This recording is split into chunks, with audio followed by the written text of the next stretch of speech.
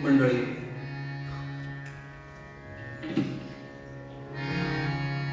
गोस्वामी तुलसीदासांनी प्रभू राम नामाचं हे तत्व आपल्या हृदयाशी धारण केलं, एवढं धारण केलं की महर्षी वाल्मिकी ऋषीनंतर प्रभू श्री रामचंद्राचं जे चरित्र आहे त्या संत भूमीमध्ये संत श्रेष्ठ शांती ब्रह्म एकनाथरायांनी नाथ बाबांनी भावार्थ रामायणाच्या रूपात आपल्या महाराष्ट्रात लिहिलं. 600 वर्षापूर्वीची गोष्ट आहे. तदनंतर या उत्तर भारतामध्ये 350 वर्षापूर्वी गोस्वामी तुलसीदासांनी रामचरितमानस या नावानं हा अतिशय गोड ग्रंथ हा या आपल्या हिंदुस्थानामध्ये निर्माण केला.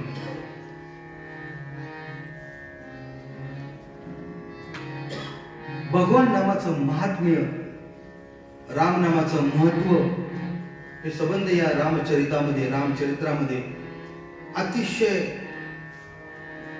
विवेकपूर्वक,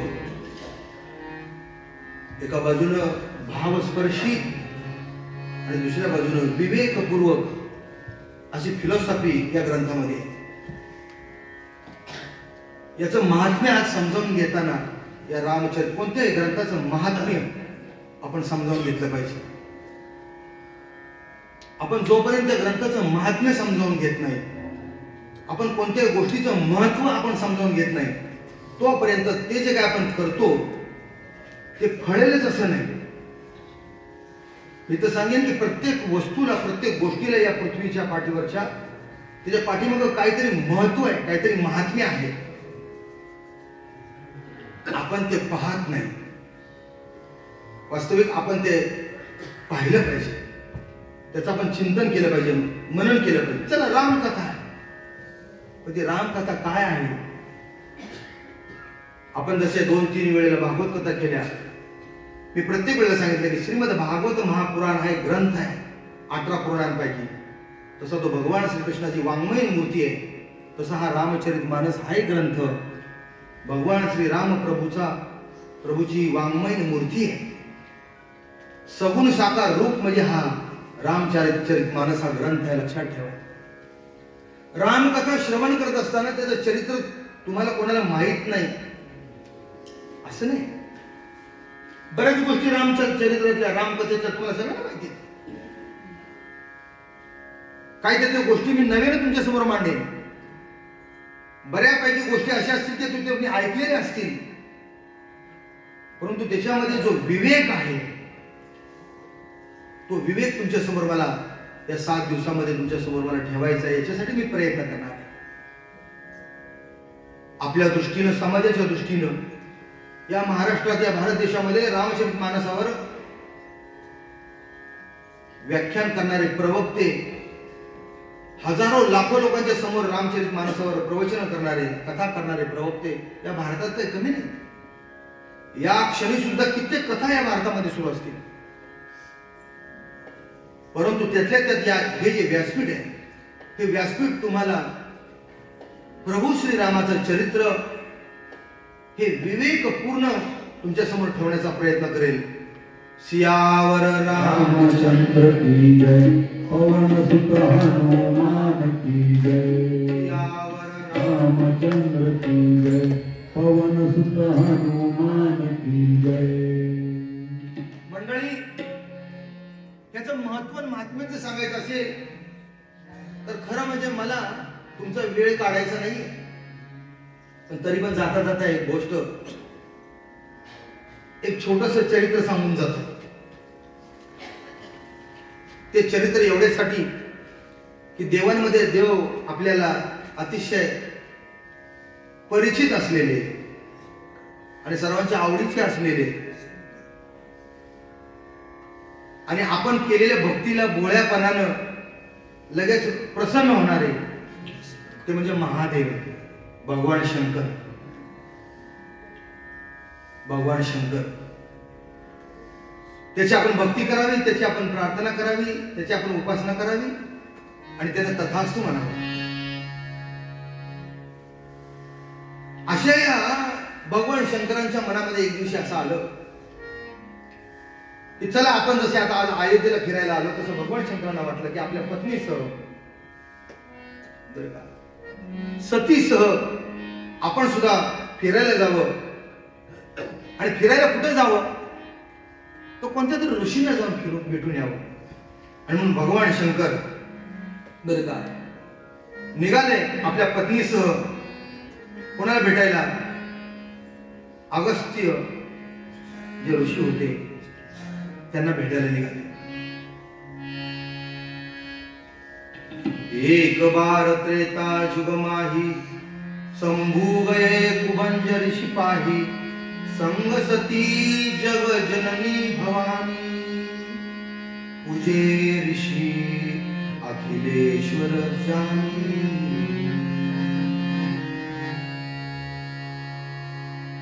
ऋषींनी शंकराची संपूर्ण जगाचे ईश्वर समजून अगस्त्य ऋषींनी भगवान शंकराची पाद्यपूजा केली, पूजा केली. आणि पूजा केल्यानंतर भगवान शंकर म्हणाले, गुरुवर्य आम्ही तुमच्याकडे आलोत ना, आम्हाला काहीतरी प्रसाद पाहिजे. प्रसादाचे अनेक प्रकार असतात मंडळी. तो प्रसाद पाहिजे म्हणजे आम्हाला तुमच्याकडून रामकथा ऐकायची. कोणाला घेऊन आले सोबत? संग सती जग जननी भवानी.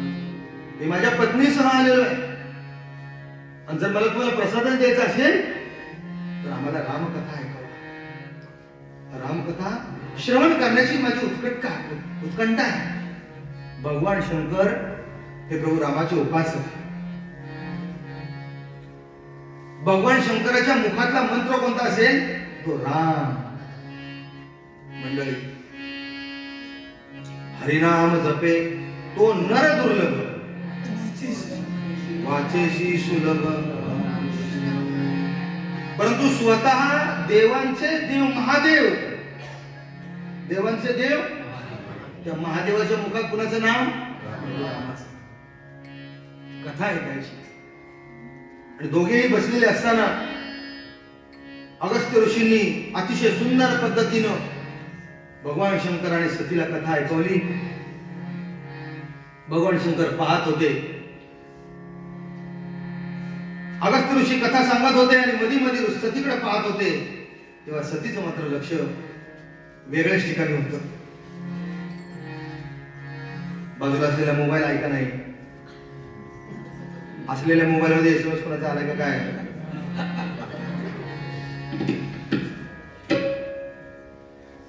हे सगळं जेव्हा भगवान शंकर पाहत होते आणि मग अशी ही सगळी कथा झाल्यानंतर भगवान शंकर नमस्कार केला आणि सतीला म्हणाले, आता आपण जायला हरकत नाही. फार थोडक्यात सांगणार आहे मी, 2 ओळीत.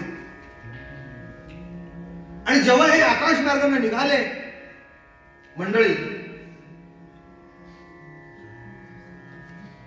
तेव्हा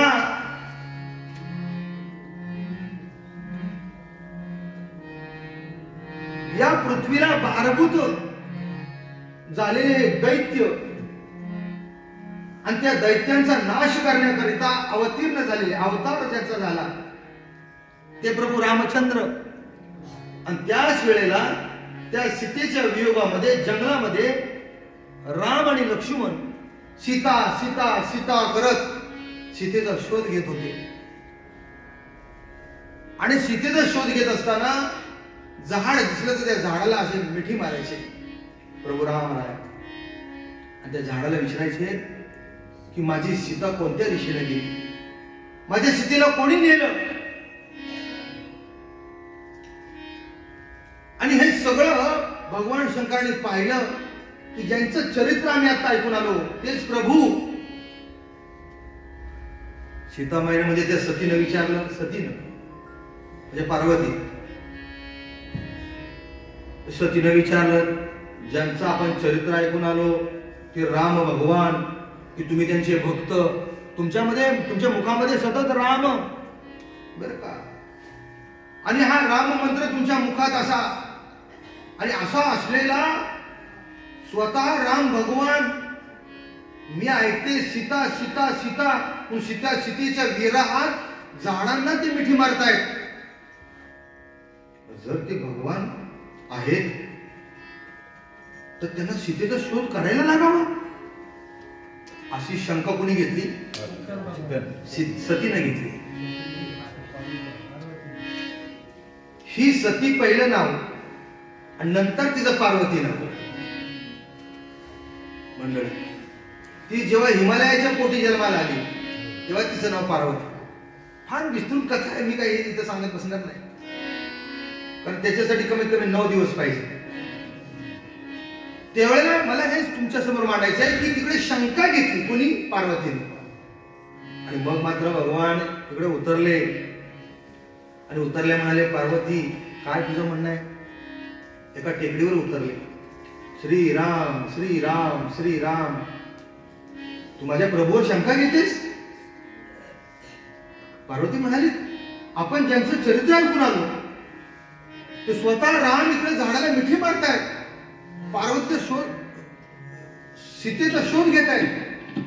त्या सीतेचा शोध घेण्यासाठी यांना गरजच काय? जर ते भगवान असतील आणि त्यांचं नाव तुम्ही तुमच्या मुखात घेत असाल तर तुमच्यापेक्षा ते श्रेष्ठ आहेत. शंका.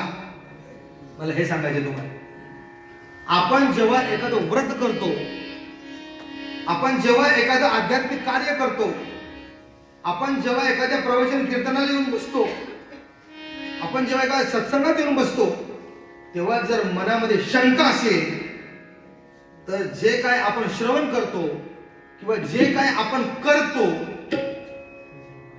ते सगळं निष्फळ होतं. हे मला तुम्हाला सांगायचं. शंका. शेवटी भगवान शंकर म्हणाले, तू आता असं कर, तुला जर शंका वाटते ना तर ते रामच आहेत की नाही ते तू स्वतः बघून ये, त्यांची परीक्षा घेऊन ये,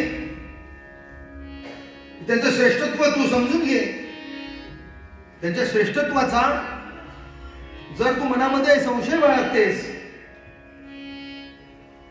7 स्वरावर जोपर्यंत त्या गायकाचे, त्या गायनाचार्याचे, त्या हार्मोनियमवर जेव्हा त्याची बोट पडत नाही तोपर्यंत गायनाचार्य आपल्याला कळत नाही. पण जेव्हा सुरेल पद्धतीने जेव्हा बोटे त्या हार्मोनियमवर फिरली जातात तेव्हा आपल्या लक्षात येतं की नाही, इकडं जे लिहिलेलं आहे बॅनरवर गायनाचार्य हरिभक्तपरायण पंढरीनाथ महाराज आहेत बघ्या, आहेत बघ्या, आहेत बघ्या आमचे माने महाराज, आहेत बघ्या आमचे खोले महाराज, आहेत बघ्या आमचे. म्हणजे हे कधी जेव्हा अनुभूती आपण तशी तू अनुभूती घेऊन ये, जा तू अनुभूती घेऊन ये. सती स्वतः ती काय झाली? सीता झाली. स्वतः ती सीता झाली आणि सीतेचं रूप घेऊन अतिशय बरं का सुंदर पद्धतीनं प्रभू श्री रामचंद्राच्या समोर तिकडे उभी राहिली आणि हसत हसत हास्यमुखानं, बरं का, की जेणेकरून प्रभू ज्यांचं आमचे प्रभू म्हणजे भगवान शंकर हे ज्या रामाचं रामचिंतन करतात त्या रामाला भुलवण्यासाठी, पण ते राम होते,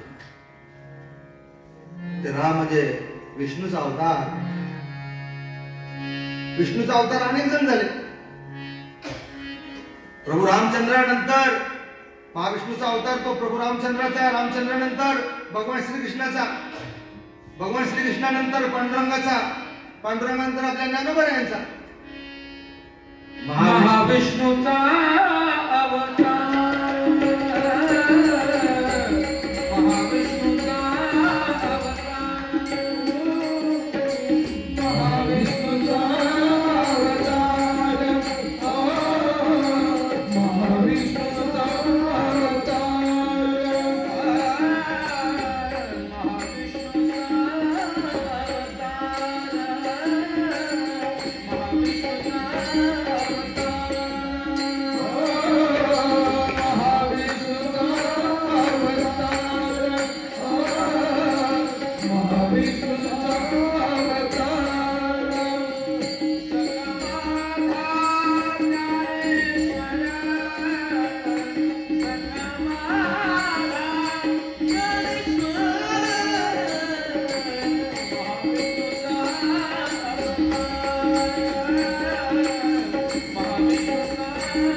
अवतार